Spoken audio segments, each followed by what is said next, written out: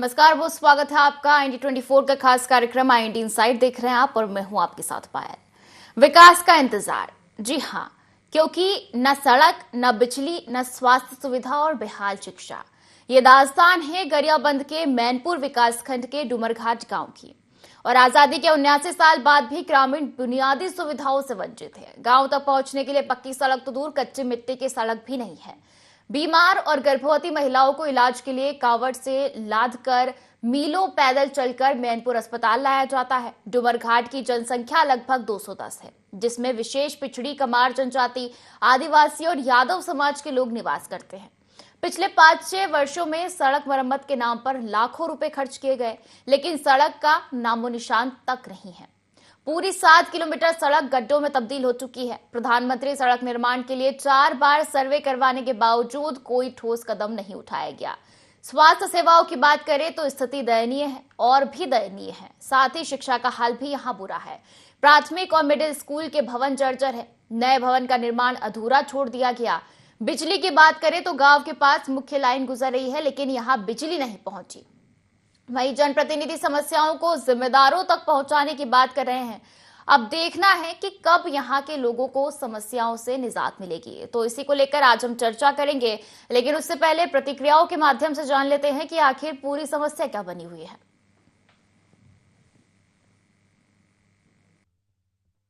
डुमरघाट गांव के नाम और रोड की समस्या है, बिजली की समस्या है।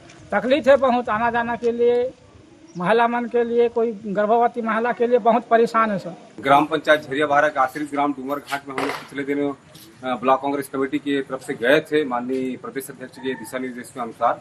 वहां देखे कि रमन सिंह 2 बार घोषणा किए थे कि वहां बिजली लगाएंगे, रोड बनाएंगे, पुल पुलिया बनाएंगे, मगर वहां ऊपर से बिजली गए है, उसके बावजूद वहां पे ना तो बिजली की सुविधा है, ना रोड की सुविधा है, ना पुल पुलिया, ना स्वास्थ्य की सुविधा है। आज विष्णु सुशासन है, आज भाजपा सरकार है। आज भाजपा सरकार में इसको देखना चाहिए आज क्या स्थिति है, क्या परिस्थिति है। वहाँ समारोह बाहुल एरिया है और उसी को देखते हुए हम लोग वहाँ दौरे पे गए थे। जो डुमरपड़ा जो ग्राम है वहाँ हम लोग विगत अभी 1-2 दिन पहले गए थे। वहाँ पूरा मूलभूत सुविधाओं का अभाव है। बीमार होते हैं, जैसे मरीज को घाट में या कांवड़ के माध्यम से मैनपुर लाना पड़ता है। तो सड़क नहीं है, न सुरक्षा नहीं है, न चिकित्सा का भी कोई वो नहीं है सुविधा। और तो और मतलब पूरा मूलभूत सुविधाओं से वंचित है। तो चेक करा लेते हैं क्या क्या उसमें समस्या है, उसके बाद में एक बार खुद विजिट करके देखेंगे क्या उसमें बेस्ट पॉसिबल चीज़ बता रहे हैं। तो आप अभी हमारे संज्ञान में आया है, जनपद सी और संबंधित SDM है उस क्षेत्र का, उससे जांच कराएंगे और क्या बेहतर समाधान हो पाएगा उसका समाधान करेंगे। तो देखिए, कुल मिलाकर गरियाबंद के जो गांव है डुमरघाट, उसको विकास का इंतजार है, क्योंकि जो लोग हैं उनको बुनियादी सुविधाएं ही नहीं मिल पा रही है। चाहे हम शिक्षा की बात कर ले, चाहे हम स्वास्थ्य की बात कर ले, या मूलभूत सुविधाएं जो इंसानों को मिलनी चाहिए, जो लोगों को मिलनी चाहिए, वो तक जो है इस गांव के लोगों को नहीं मिल पा रही है। और इसी को लेकर आज हम चर्चा करेंगे। सबसे पहले रुक कर लेते हैं, हमारे रिपोर्टर जो है संवाददाता राजीव लोचन गरियाबंद से फोन लाइन पर जुड़ गए हैं। राजीव जी, आपसे जानना चाहूंगी कि आखिर पूरा मामला क्या है और गरियाबंद के डुमरघाट के जो लोग हैं उनको किन किन समस्याओं का सामना करना पड़ रहा है, किन किन बुनियादी सुविधाओं की कमी जो है लोगों को महसूस हो रही है।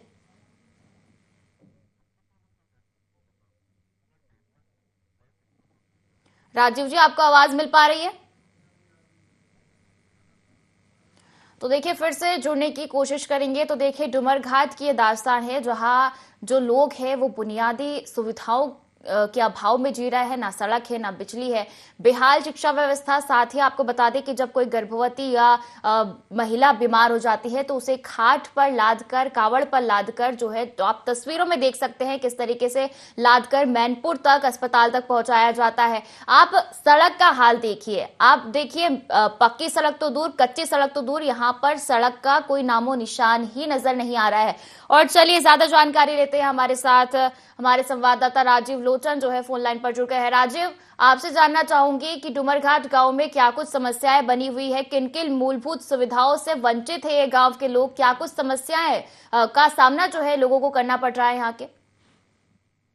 सबसे पहले मैं आपको ये बता दूं, ये गरियाबंद जिले के अंतर्गत आने वाले मैनपुर ब्लॉक के जो सिर्फ 12 किलोमीटर दूर ये गांव मौजूद है, डूमरघाट। यहाँ पे पहुंचने के लिए ना तो सड़क है, ना वहाँ पे पीने के लिए पानी का व्यवस्था है, ना बिजली का व्यवस्था है। बिजली का व्यवस्था के बारे में मैं आपको ये बता दूं, जबकि गांव से सिर्फ 1 किलोमीटर दूर पर जो 36 किलोवाट का जो मेन तार जो बिजली वायर आया है, उन्हीं के गांव के आसपास से होकर गया है, फिर भी वो गांव अब अंधेरे की छाया में गुजरता है।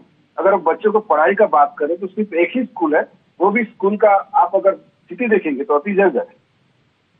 रास्ता नहीं होने के कारण ग्रामीण जितने भी है उनको आवागमन करने के लिए बहुत ही तकलीफ का सामना करना पड़ता है, चाहे मरीज हो या चाहे बड़े बुजुर्ग।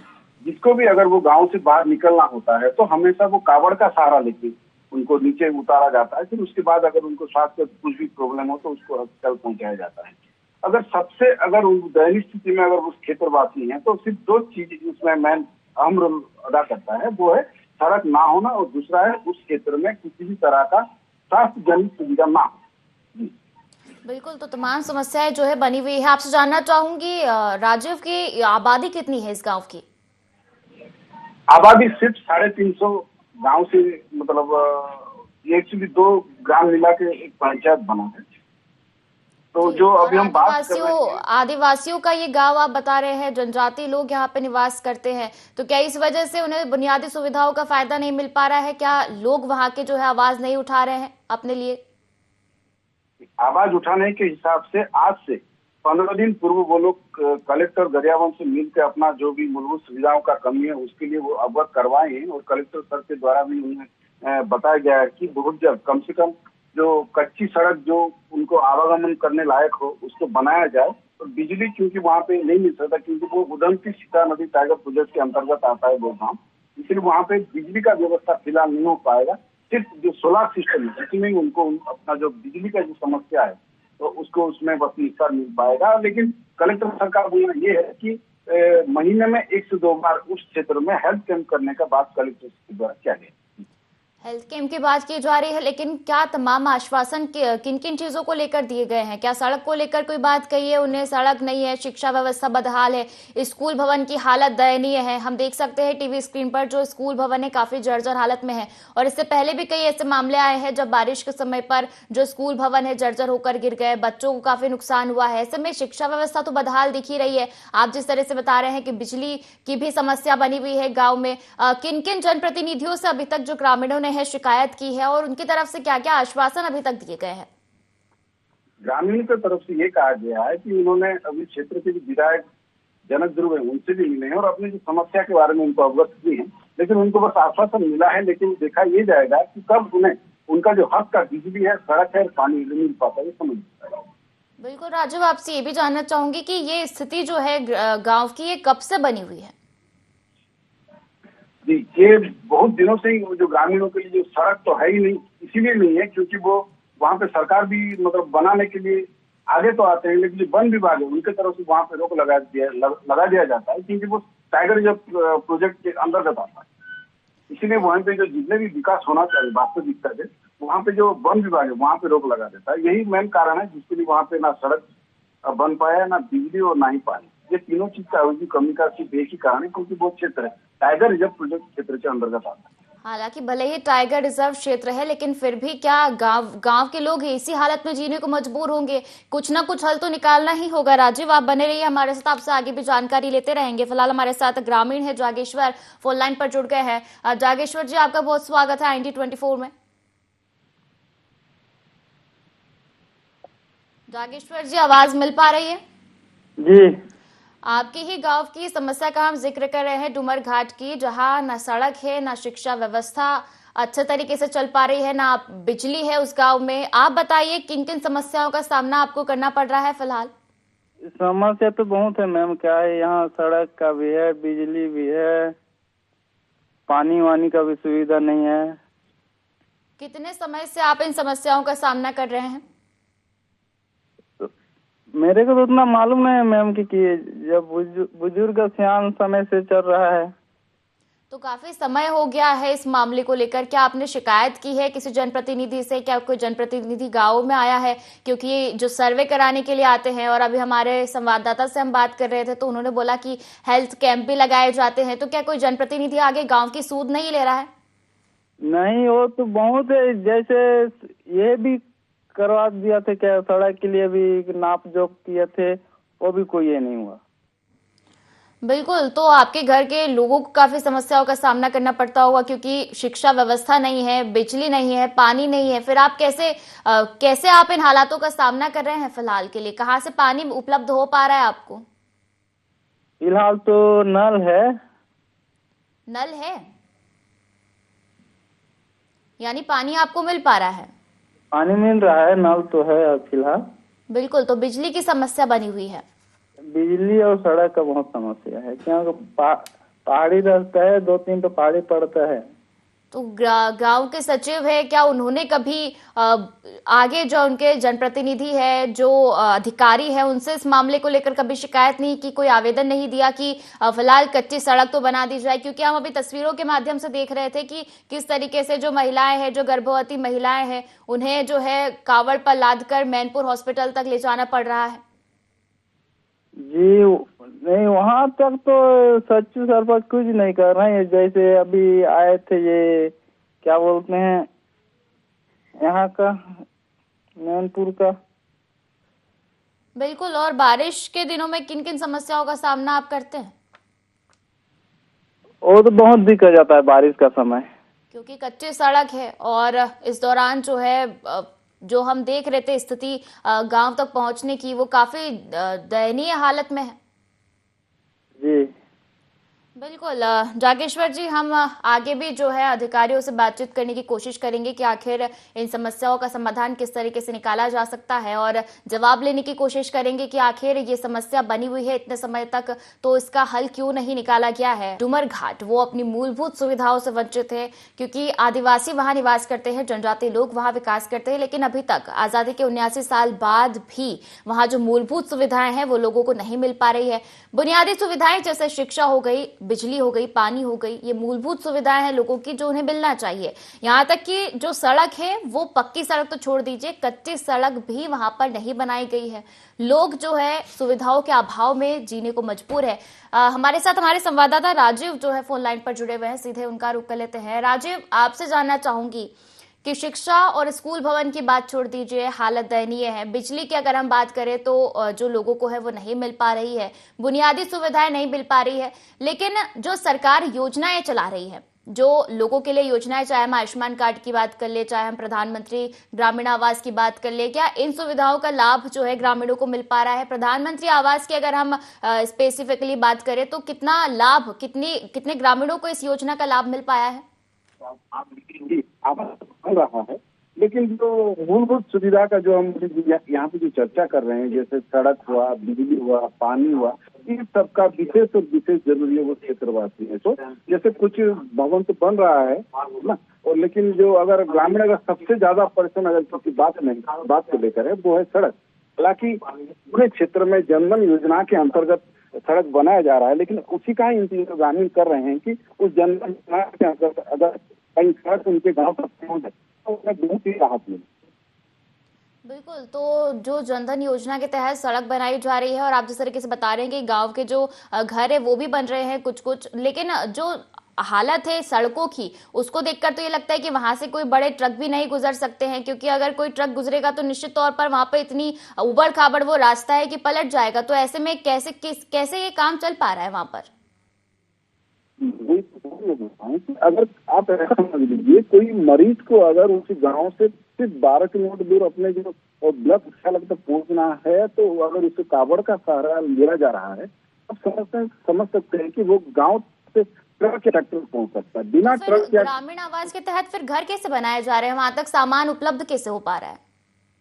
जी, जो सरिया वगैरह है, जो सीमेंट वगैरह है, वो खुद ग्रामीण अपने अपने हिसाब से लेके जाते हैं, और इसका जो मकान बन रहा है पूरे के पूरे जितना हिसाब से बनना चाहिए शायद उतने हिसाब से अभी तक वो गांव में बन नहीं पाया है। ये अभी सोचने वाला बात यही रहेगा, जब तक वो गांव का अगर विकास करना है तो प्राथमिकता सिर्फ और सिर्फ सड़क पर दिया जाए। अगर सड़क बन जाए तो एक प्रकार से बाकी जितने भी सुविधाएं वो गाँव में उपलब्ध हो पाएगा।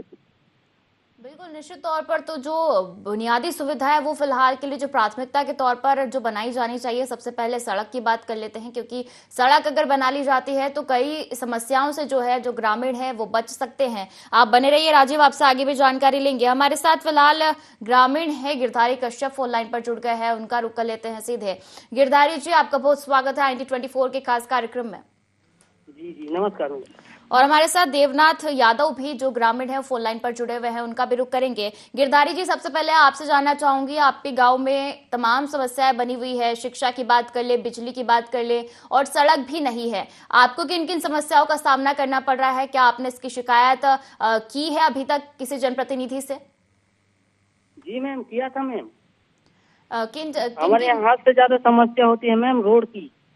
रोड की ये तो प्राथमिकता से बनना ही चाहिए, क्योंकि रोड जो है कच्ची सड़क है, वो प्राथमिकता के तौर पर है। और किन किन समस्याओं का सामना आप कर रहे हैं फिलहाल? फिलहाल वही है, रोड है और थोड़ा सा बिजली है। बिल्कुल, बिजली और रोड की समस्या बनी हुई है। देवनाथ जी, आपसे जानना चाहूंगी, आप किन किन समस्याओं का सामना कर रहे हो और किन किन अधिकारियों से, किन जनप्रतिनिधियों से आपने इस समस्याओं को अवगत कराया है? नमस्कार मैम जी। किन किन समस्याओं का सामना आपको करना पड़ रहा है देवनाथ जी? मैम, मेन समस्या है ना, रोड है और हमारे यहाँ नदी नाला है जो पुल नहीं बना है, और बिजली का समस्या है। और हम जिस तरीके से तस्वीरें देख रहे थे, जो महिलाएं, जो गर्भवती महिलाएं होती है, उन्हें कावड़ पर लादकर जो है ले जाना पड़ रहा है अस्पताल तक, उसके बारे में क्या कहेंगे आप? और किन किन अधिकारियों से आपने अभी तक शिकायत की है, ये भी बताइए। भवन जरूरी है हमारे यहाँ। क्या है, कोई मरीज को ना लाद कर ले जाते हैं खाट में, ना एम्बुलेंस का सुविधा मिल पाता है हमको यहाँ। सरकारी योजनाओं का लाभ मिल पा रहा है आपको देवनाथ जी? नहीं मिल पा रहा है। क्या एम्बुलेंस में जैसे मरीज को हम खुद खाट में लाद कर ले जाते हैं। सरकारी योजना जैसे आयुष्मान कार्ड योजना, प्रधानमंत्री आवास योजना, क्या आपके गांव में आंगनबाड़ी है, इन सुविधाओं का लाभ मिल पा रहा है आपको? मिल रहा है। आंगनबाड़ी है, स्कूल है। आयुष्मान कार्ड योजना और प्रधानमंत्री आवास योजना, क्या प्रधानमंत्री आवास योजना के तहत आपका घर बना हुआ है? अभी तक तो नहीं बना है, हमारा नहीं आया अभी। आवेदन किए हैं आप? देवनाथ जी, आपको आवाज मिल पा रही है? हाँ जी। प्रधानमंत्री आवास योजना के लिए आपने आवेदन किया है? हाँ, किया है मैम। तो अभी आपका नाम नहीं आ पाया है। और अधिकारी और जनप्रतिनिधि क्या आपके गांव में सर्वे के लिए पहुंचे हैं कभी? बीच में आए थे, मैं नहीं था, तो सुन रहा था कि आए थे कुछ लोग करके। गिरधारी जी, आपसे जानना चाहूंगी कि कब से आपके यहाँ रोड नहीं बनी है, कितना समय हो चुका है इस मामले को लेकर, और कोई जनप्रतिनिधि सर्वे करने आया था तो वो भी बताइए। कोई जनप्रतिनिधि सर्वे करने नहीं आता है मैम। हमारे यहाँ तो बहुत ही जो सरकारी वाला कार्य होता है बहुत लेट से तो नहीं होता है, जो 1-2 दिन बचा होता है वही समय तो नहीं होता है। तो ये बताइए कि वोट मांगने आते हैं नेता? वोट मांगने के लिए नेता लोग आते हैं। तो फिर आप उन्हें इन समस्याओं से अवगत नहीं कराते? कराते हैं मैम, कई बार करा चुके हैं। उनका क्या आश्वासन होता है? क्या कुछ कहना होता है इस पूरे मामले को लेकर? ये समस्या हो जाती है। पंचायत सचिव जो है एक जिम्मेदार व्यक्ति होते हैं, क्या उन्हें वो भी वहीं रहते होंगे, उनका क्या कुछ कहना है इस पूरे मामले को लेकर? उनसे आपने कभी शिकायत की इस मामले को लेकर? शिकायत किए थे, करेंगे बोल रहे हैं मैम, घुमा के रहते हैं। यदि 5 से 10 साल होने वाला है। कितने समय से आश्वासन दिया जा रहा है?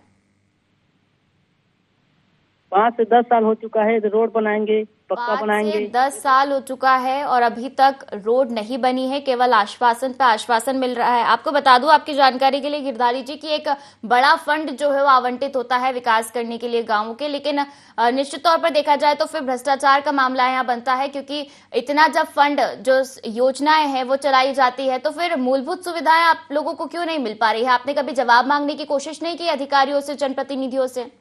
बोलते हैं मैम, लेकिन कोई ऐसे बात नहीं करता है। करेंगे बस ही बोलते हैं, वही सुनते हैं, बस करेंगे जी, कल करेंगे, आज करेंगे, ऐसे बोलते हैं, कुछ नहीं होता बस। बिल्कुल, तो अब आपका अगला कदम क्या होगा? क्योंकि समस्या तो तमाम बनी हुई है और अधिकारी भी जो है आंख मूंदे बैठे हुए हैं, आप लोगों की बातों को संज्ञान नहीं ले रहे हैं, तो फिर अब आप लोग क्या करेंगे? ऐसे ही कच्ची सड़कों पे जाने को मजबूर होंगे? आपका अगला कदम क्या होगा? अब हमारे गाँव मजबूरी में चल रहे हैं मैम, और क्या चाहिए।